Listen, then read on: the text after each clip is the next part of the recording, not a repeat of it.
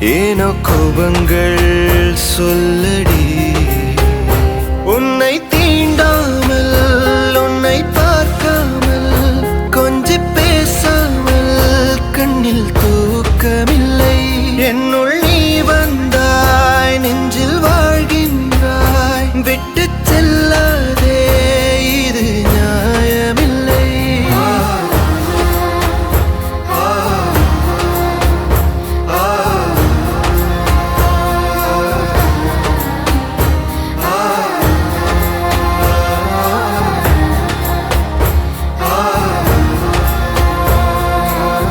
அவகிட்ட சாரி சொல்லணும்.